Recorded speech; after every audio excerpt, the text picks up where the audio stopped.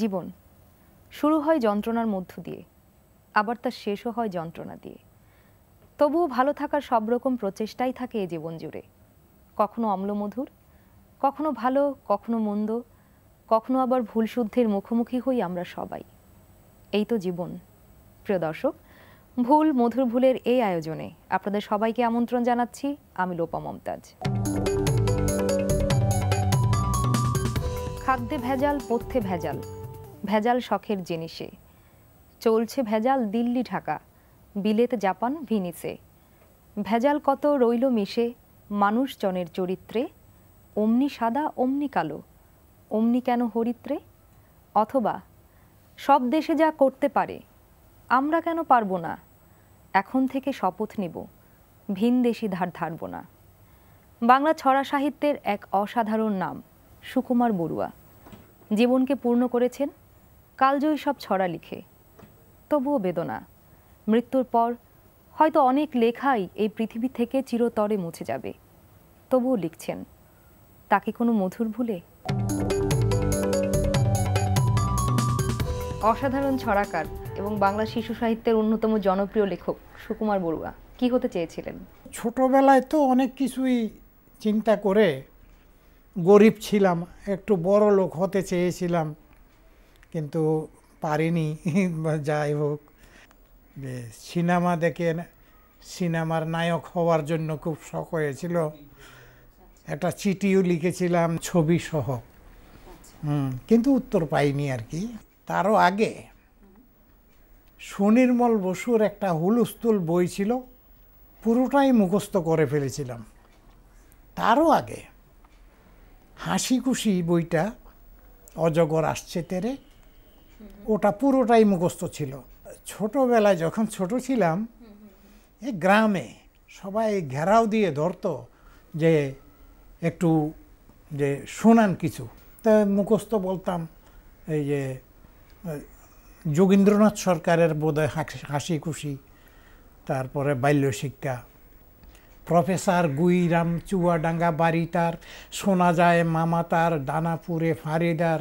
যাই হোক, প্রফেসর ওস্তাদ পালোয়ান, বুক কানা এই উঁচু, এই মোটা গলা খান, ছোলাকে এ ডন ফেলে চেপে রাখে নিঃশ্বাস, নয় মন লোহা তোলে হয় তাকে বিশ্বাস। ওপাড়ার দিনুয়ার এপাড়ার কেনারাম, তার কাছে রীতিমতো শিখেছিল প্রাণায়াম। একদিন সব প্রফেসর ডেকে কোন ছেলেদের, বাজারেতে রকমারি দেখেছ তো খেলাডের। আজ আমি তোমাদের দেব মোর পরিচয়, প্রাণায়ামে দেখাবো যে বুক কত বেড়ে রয়। এই মতো দাঁড়াবে, পাদুকানি বাড়াবে, বুকক্রমে ফুলাবে, হাত দুটি দুলাবে আর নেবে নিঃশ্বাস, মনে চাই বিশ্বাস। যেই বলা বাস বাস, ফস করে ফুসফুস ফেটে গেল ফট্টাস। এই বয়সেও আপনি বেশ দীর্ঘ ছড়া আপনি মনে রাখছেন, তো এই যে স্মৃতি ধরে রাখার বিষয়টা কি ছোটবেলা থেকেই ছিল আপনার মধ্যে? হ্যাঁ, কিছু। আপনার শৈশব বা বেড়ে ওঠা তো ছিল চট্টগ্রামে। কেমন ছিল আপনার শৈশব? শৈশব বেশ বিচিত্র। অভাবের জন্য, অনটনের জন্য অনেক বাড়ির অনেক ঘাটের পানি বা হাঁড়ির ভাত খেতে হয়েছে। তখনকার দিনের যে এখন যারা 80 বছর বয়স, তাদের কাছে তখনকার ঘটনা শুনতে পারবেন। যেই সময় এই বাংলার 3 ভাগের 1 ভাগ মানুষ মরে গেছিল, আমি কোনো রকমে বেঁচে ছিলাম আর কি। আপনার ছড়া প্রায় 3 পুরুষ ধরে ছেলেমেয়েরা পাঠ্য বই পড়ছে, কিন্তু আপনি নিজে খুব বেশি দূর লেখাপড়া করতে পারেননি। এই বিষয়টা ভাবতে কেমন লাগে? আমার কাছে এটার জন্য খুব গর্ববোধ হয়, আনন্দ লাগে যে এই যে 3 পুরুষ ধরে পড়তেছে বোধহয় যে পাঠ্য বইতে। 78 সনে যদি তিরিতে পড়ে, তারপরে এখন তো যেই 2010 সন, প্রায় 32 বছর, যে মায়ে পড়েছে তার মেয়ে পড়েছে, তার মেয়েও হয়তো পড়তেছে।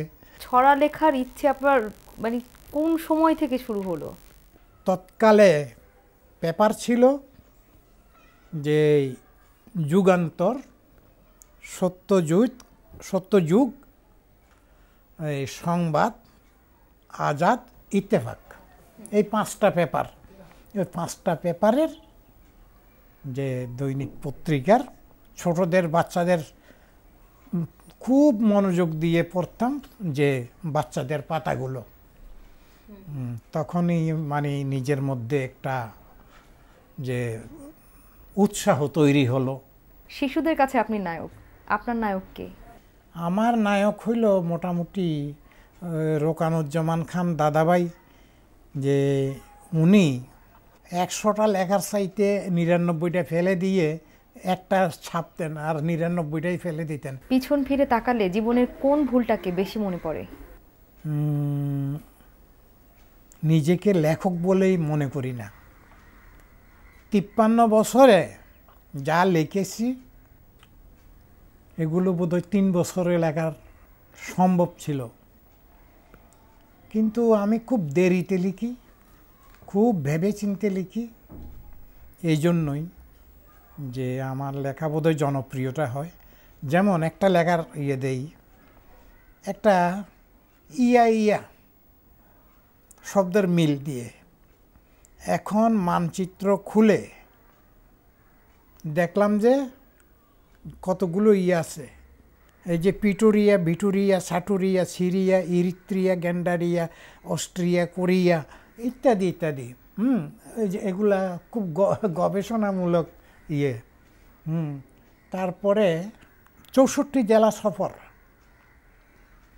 হঠাৎ করে ওই যে এরশাদ আমলে যখন 64টা জেলা হলো, আমি ওই জেলার নামগুলারে যে ক্যালেন্ডারে ছিল বোধহয়, ওখান থেকে ফুর কটা আছে, গঞ্জ কটা আছে, এগুলারে বাছাই করতে লাগলাম।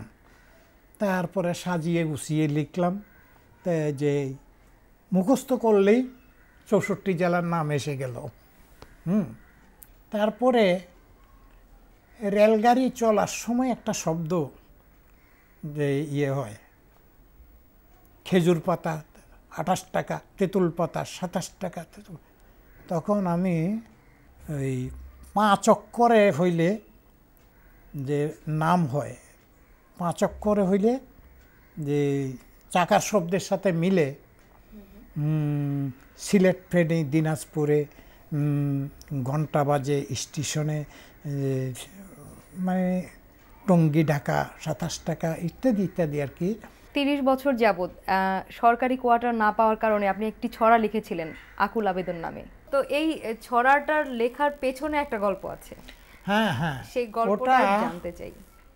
আসলে দরখাস্ত লিখতে লিখতে, বিভিন্ন স্টাইলে লিখতে লিখতে, আপনি কোন বিষয় নিয়ে ছড়াটা লিখেছিলেন? এই কোয়ার্টারের জন্য দরখাস্ত করতে করতে ক্লান্ত হয়ে তারপরে একটা ছড়া এসে গেছে, স্যার স্যার স্যার প্রাণ বাঁচে না আর, একটুখানি নজর দিলে বিরাট উপকার, ক্ষমা করুন বেয়াদপি, এবার দিলাম ফটোকপি, মূল কপিতে কেউ সুপারিশ করে না বারবার, দিন দুপুরে দেখছি এখন দুনিয়া আন্দার, আশায় বসে কুটুম স্বজন 1 বছরে কয়েক ডজন, আবেদনে ব্যর্থ হয়ে খাচ্ছি শুধু মার, স্যার স্যার স্যার প্রাণ বাঁচে না আর। এই আর কি। পাওয়া না পাওয়া নিয়ে এই যে জীবন, সে জীবনে আপনার অপ্রাপ্তি কি? অপ্রাপ্তি বলতে এখন শেষ মুহূর্তে এসে এখন আশঙ্কা করছি যে আমার সৃষ্টিগুলো থাকবে কিনা। বিশ্ব সাহিত্য কেন্দ্র, বাংলা একাডেমি বা শিশু একাডেমির মতো প্রতিষ্ঠান যদি বই বাইর করে তাহলে কিছু হয় আর কি, সুবিধা হয়। ছড়া লিখে প্রথম কত টাকা সম্মানী পেয়েছিলেন? এই প্রথম সম্মানীটা পেয়েছিলাম পাকিস্তানি খবর থেকে, তখন আমি ঢাকায় এসে পড়েছি। 8 টাকা, তারপরে 10 টাকা বহুদিন ছিল, 10 টাকা পাকিস্তানি খবরে আর কচিকাচার আসরে, এই 2 জায়গাতেই টাকা দিত, ছড়া প্রতি 10 টাকা করে। নিজের লেখা কোন ছড়াটি আপনার সবচেয়ে বেশি প্রিয়? অনেকগুলোই প্রিয় আছে আর কি। এই হ্যালো হ্যালো হ্যালো সব বেসে গেল, ঢাকা থেকে ফুবাইলে ফোন করে মোবাইলে, কতগুলো গরু এসে কত দান খেলো, হ্যালো হ্যালো হ্যালো, সব গরু খোঁয়ারেই জমা দিয়ে ফেলো, হ্যালো হ্যালো হ্যালো, তুমি নাকি সারাদিন ভ্যান গাড়ি ঠেলো, লোন করে ফোন কিনে কোন খেলা খেলো, হ্যালো হ্যালো হ্যালো। নৃত্য তার জীবনের নিত্যদিনের সঙ্গী। এ জীবনে অনেক কিছু হবারই স্বাদ ছিল তার, তবু শেষ পর্যন্ত তার নাম জুড়ে গেল নৃত্যশিল্পী হিসেবে। তাকে কোনো মধুর ভুলে? কি হতে চেয়েছিলেন? হতে চেয়েছিলাম তো অনেক কিছুই, যেমন একদম ছোটোবেলা হতে চেয়েছিলাম ডাক্তার। তারপর যাই হোক আরেকটু বড় হওয়ার পরে আমার ইয়েটা চেঞ্জ হয়ে গেল, হয়ে যে হলো যে আমি পাইলট হব। তখন পাইলট কিছু একটা হতে তো হবেই। তারপর তো যখন একটু বড় হচ্ছি, আমি নাচ করছি, নাটক করছি, তখন আস্তে আস্তে সব কিছু চেঞ্জ হয়ে হয়ে হয়ে আমার সেই নাচেই চলে আসলাম আর সেই নাটকেই চলে আসলাম। এই যে একটু একটু করে বললেন নাচের অঙ্গনে চলে এলেন, সেটা কিভাবে? সেটা তো আস্তে আস্তে যখন দেখতাম নাচ ভালো লাগে করছি, কলেজে পড়তাম, তারপর ঢাকা ইউনিভার্সিটিতে পড়াশোনা করেছি, তখন দেখতাম আমি নাচ করলেই দেখি মানুষ আমাকে বেশি চেনে আর আমাকে বেশি সবাই খুব প্রশংসা করছে, তখন অটোমেটিক্যালি আমার মনটাও ঘুরে গেল। ঠিক কোন সময়টাতে মনে হলো যে নাচটাই হয়তো আপনার জীবনের প্রধান হয়ে থাকবে? ওইটা বোধহয় ঢাকা ইউনিভার্সিটিতে যখন পড়ি তখনই আমার মনে হয়েছে, তখনই আমি আসলে ঠিক করেছি যে নাচই করব। আর নাটক করতে চেয়েছি, নাটকও করেছি। আমি রেডিওতে বহুদিন কাজ করেছি, আর টেলিভিশনে তো মাঝে মাঝে, টেলিভিশন তো রেগুলার করার একটা ইয়ে কম আছে। এবার একটু শৈশবে ফিরে যাই, শৈশবটা কোথায় কেটেছে? শৈশবে আমার বাবা যেহেতু ডেপুটি ম্যাজিস্ট্রেট ছিলেন, বিভিন্ন ডিস্ট্রিক্টে বিভিন্ন জায়গায় বদলি ছিল, তো বদলি চাকরি হলেও সেইগুলা কিন্তু ঠিক একটু মফস্বল হলেও আমরা কিন্তু নাগরিক সভ্যতা সব কিছুই পেতাম, যার জন্য আমাদের জীবনটা খুব মজায় কেটেছে। আর আমরা অনেকগুলো ভাই বোন ছিলাম, 9 ভাই বোন। আমার মনে হয় যে বেশি ছেলে মেয়ে থাকাই বোধহয় ভালো। আমরা খুব আনন্দে কাটিয়েছি আমাদের শৈশব। ভুল তো করেন, ভুল করার পর কি করেন? ভুল করার পরে অনেকক্ষণ হয়তো আফসোস করি যে কেন ভুল করলাম। পরবর্তী পর্যায়ে যদি মনে হয় যে ভুলটাই তো ভালো ছিল, তখন মনে হয় যে না, ভালোই তো করেছি, ভুল করে আর কি করলাম, ভালোই তো হয়েছে। একটা ভুলের কথা শুনবো, যে ভুলটা না করলেই ভালো হতো। ভুলের প্রসঙ্গ এটা বলাটা একটু ডিফিকাল্ট, তবু চেষ্টা করছি। আমার বিয়েটা নিয়ে একবার ভাবতাম কি ভুলই করে ফেললাম কি না। নিজের পছন্দ করলাম, বাবা মা প্রথমে একটু রাগ করলো, পরে অবশ্য আমার হাজব্যান্ডকে দেখে আমার মার খুব পছন্দ হলো, আমার বাবারও খুব পছন্দ হলো, এবং তারা সব কিছু মেনে নিলেন এবং তারাই বিয়ে দিয়েছেন। কিন্তু তবুও প্রথম দিকে ভাবতাম যে বোধহয় ভুলই করলাম, বাবা মাকে মনে কষ্ট দিয়ে ভুল করলাম। কিন্তু পরবর্তী পর্যায়ে মনে হচ্ছে যে না, আমি মোটেই ভুল করি নাই, আমি যা করেছি ঠিক করেছি। একজন মেয়ে হিসেবে যখন সমাজের বিভিন্ন ক্ষেত্রে আপনি আপনার নৃত্য দিয়ে এক একটা ধাপ অতিক্রম করছেন, তখন কি কোথাও মনে হয়েছে যে মেয়ে হিসেবে কোথাও প্রতিবন্ধকতার শিকার হচ্ছে? অবশ্যই। আমাদের সময় একটা মেয়ে কলেজ ইউনিভার্সিটিতে পড়বে, সে টেলিভিশনে নাচ করবে, সেটা তো ঠিক না। যখন বিটিভি প্রথম শুরু হয়েছে তখন পাইলট টেলিভিশন ছিল, আমি তখন ঢাকা ইউনিভার্সিটিতে পড়তাম। আমার হাজব্যান্ডও নাচ করতেন, ওনারই হাত ধরে একবার নেচেছি আমি। নাচের মধ্যে এক জায়গায় হাত ধরা ছিল, সেইটা শুনে তো আমার কয়েকজন আত্মীয় স্বজন এসে আমার মাকে বলেছে যে কী ব্যাপার, তোমার মেয়েকে কি বিয়ে দিতে চাও না? যেরকম অন্য ছেলের হাত ধরে ধরে নাচে, তোমার মেয়ে তো বিয়েই হবে না। এরকম অনেক কথা টথা শুনেছি, তা আমি নিজে হাসতাম। আর সবচেয়ে বড় কথা, আমার বাবা মা যেমন পছন্দ করতেন নাচতে, উনি কোনোদিন আমরা বাধা দেয় নাই, আমার হাজব্যান্ডও কখনো বাধা দেয় নাই, এবং আমার শ্বশুরবাড়ির এরা বরঞ্চ আমাকে উৎসাহ দিত। আপনি তো বেশ আগে থেকেই নাচকে সঙ্গী করে দেশের বাইরে আমন্ত্রিত হয়ে যাচ্ছেন, সেখানকার কিছু স্মৃতির কথা শুনবো। কিছু স্মৃতির কথা বলতে হলে প্রথম দিকে যে সমস্ত কথা মনে হয় সেগুলোর মধ্যে একটা হচ্ছে যে ক্যানাডার এডমিন্টনে আমরা কমনওয়েলথ ভিলেজে গেছিলাম, কমনওয়েলথ ফেস্টিভ্যালে। তো সেখানে দুটো ভিলেজ ছিল, একটা কালচারাল ভিলেজ, একটা অ্যাথলেটিক ভিলেজ। তারপর কালচারাল ভিলেজে ছিলাম, সেখানে আমার একটা নাচ এতই ভালো ভাবে মানুষ গ্রহণ করেছিল, সেটা হচ্ছে স্নেক চারপান ডান্স। তো আমরা এমনিতেই বাংলাদেশ বলে মানুষ সাপের কথা বলে, ঝাড়ফুঁকের কথা বলে, হাত দেখার কথা বলে, যে এরা নাকি খুব এই সমস্ত ইটি পারে। যাক, সেখানে করার পরে আমাকে সব অ্যাথলেটিক ভিলেজে, কমনওয়েলথ ভিলেজে সবাই আমাকে বিগ স্নেক ডাকতো, বিগ স্নেক, কোবরা হয়ে ডাকতো। তারপরে ওখানে ভিলেজের মধ্যে একটা ম্যাগাজিন বের হতো ডেইলি, সেটাতে কিন্তু বাংলাদেশের কোনো কিছুই কোনো দিন বের হয় নাই, শুধু আমার একটা ছবি দিয়ে এসছিল নিচে যে বাংলাদেশ বিউটি। আচ্ছা, এটা এসেছিল পরে না, আমাদের অ্যাথলেটিক ভিলেজের ছেলেরা এত খুশি হয়েছে, ওরা বান্ডেল বান্ডেল কিনে এনে আমাদের কালচারাল ভিলেজে আমাদের ছেলে মেয়েদেরকে সব দিয়েছে, বিলি করেছে। নাচের বাইরে আপনি পেশা হিসেবে কোথায় ছিলেন? ও, আমি ছিলাম শিল্পকলা একাডেমিতে। আচ্ছা, আমি একজন মহিলা বলে বা আমি একজন শিল্পী বলে আমি অনেক অসুবিধা ফিল করেছি। কেমন? যেমন নাকি আমার জুনিয়ররা আমার ডিরেক্টর হয়ে গেছে আগে, যেহেতু আমি শিল্পী সেহেতু আমি হতে পারবো না, এরকম একটা ইয়ে ছিল আর কি। পরবর্তী পর্যায়ে সেটা নিয়ে অনেক ফাইট টাইট করার পরে উকিলের নোটিশও দিতে হয়েছে আমাকে। তারপরে মিনিস্ট্রি থেকে ডেকে আমাকে সে চার্জ দিতে হলো, ডিরেক্টরের চার্জ পেলাম। ডিরেক্টরের চার্জ পাওয়ার 3-4 বছর পরে আমি কনফার্ম হলাম। আপনার তো এই নৃত্যাঙ্গনে বেশ অনেক দিনের অভিজ্ঞতা, অনেক চড়াই উতরাই পার হয়ে আপনি বেশ জনপ্রিয় আমাদের বাংলাদেশ এবং বাইরেও। তো এই আমাদের দেশের এখন বর্তমান প্রেক্ষিতে নাচ সম্পর্কে আপনার আশা বা নৈরাশ্যের জায়গাটা কি? না, আমার মনে হয় যে নাচ সম্পর্কে আমার বরঞ্চ খুব আশার ব্যাপার আছে একটা। যেমন কিছু কিছু ছেলে মেয়ে ইন্ডিয়া থেকে যারা করে আসছে, কোর্স করে আসছে, তারা সবাই যে একসাথে ভালো করছে তা আমি বলবো না, কিন্তু সবাই যে খারাপ করছে তাও না। কিছু কিছু ছেলে মেয়ে এত ভালো করছে, তারা বিভিন্ন স্কুল তৈরি করেছে, ছেলেমেয়েদের নাচ শেখাচ্ছে। এখন নাচের ডাইমেনশনই চেঞ্জ হয়ে গেছে। আমাদের সবাই আমরা যা শিখেছি, আমি তো বলবো যে আমরা ফুল ফ্লেজেড একটাও ঠিক মতো শিখতে পারি নাই। কিন্তু এখন ওরা যেটা করছে একটা নিয়ে বসে আছে, যারা কত্থক করছে কত্থকই করছে, ভারতনাট্যম করছে ভারতনাট্যমই করছে, মণিপুরি করছে, যেমন মণিপুরি যে যারা করছে এখন, যেমন তামান্না মণিপুরি করে, ও শুধু মণিপুরিই করে, ওইটাই থাকা উচিত। আমার মনে হয় এটাই বেটার। নাচ প্রসঙ্গে এই যে এত অর্জন, তারপরেও কি মনে হয় কোথাও অতৃপ্তি রয়ে গেল? অপ্রাপ্তি তো সবার মনে থাকে, সেটা তো মানে আরই করা যায় না। যেমন আমার বিয়ের পর আমি প্রথম ভেবেছিলাম যে নাচ হয়তো করতেই পারবো না, পরে দেখলাম যে আমার শাশুড়িও এগ্রি করলেন, আমার হাজব্যান্ড তো আগের থেকেই পছন্দ করতেন। তো যাই হোক আমি করছি, কিন্তু বাচ্চারা আমার ঘন ঘন 2টো বাচ্চা হয়ে গেল বিয়ের পরপরই। ওই 2টো বাচ্চা নিয়ে আমি প্রথম যেটা পেয়েছিলাম সেটা ইন্ডিয়ান একটা স্কলারশিপ পেয়েছিলাম, সেখানে যেতে পারিনি যেহেতু বাচ্চারা একদমই ছোট ছিল। তারপর যখন নাকি বাচ্চারা একটু বড় স্কুল গোয়িং হলো, তখন চায়নাতে 3.5 বছরের জন্য একটা কোর্স।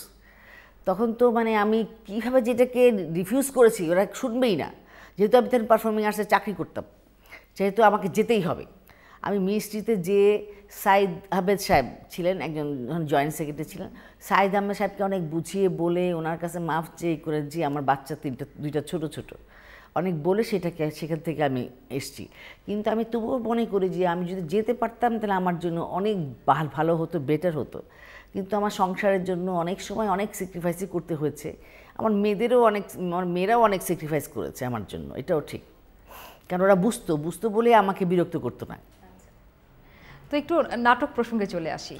আপনাকে তো নাচ বা নাচের শিল্পী হিসেবেই অনেক বেশি জানি, নাটক সম্পর্কে বা নাটক করতে যে আপনার অনুভূতি কেমন হয়েছিল? নাটক করতে যে তো অনুভূতি থাকেই, তবে একটা মজার অনুভূতি আছে, যেটা আমার ব্যাচমেট আর কি, সবুজ আমার হাজব্যান্ডের রোল করছে। বিটিভিতে একটা বড় নাটক ছিল, সেটা অস্থায়ী নিবাস। তারপরে সে বিজুরি একটা নাটক করো, সেটা ও টিচার এবং পরে ওকে সাথে বিয়ে হয়। মানে আমরা দুজনেই, মা এবং মেয়ে দুজনেই সবুজের এগেনস্টে করেছি। সবুজও খুব মজা করে এটা নিয়ে, বলে কি মা একবার নায়িকা হলো, পরবর্তী তার মেয়ে নায়িকা হলো। এখন যারা নাচ করছে তাদের জন্য আপনার কি বলার? তারা মন দিয়ে নাচ করতে হবে, নাচকে ভালোবাসতে হবে, সব প্রথম কথা। নাচকে ভালো না বাসলে হবে না। আর যে কোনো জিনিসই কিন্তু প্র্যাকটিস না করলে হয় না। Practice makes a man perfect, এটা সবসময় আমি বলি। সেই প্র্যাকটিসটা পড়াশোনার দিকে হোক, নাচ-গানের দিকে হোক, যেই দিকেই হোক। প্রিয় দর্শক, যত মধুর ভুলগুলি নিয়ে আবারও দেখা হবে আগামী অনুষ্ঠানে। ভালো থাকুন, সুন্দর থাকুন।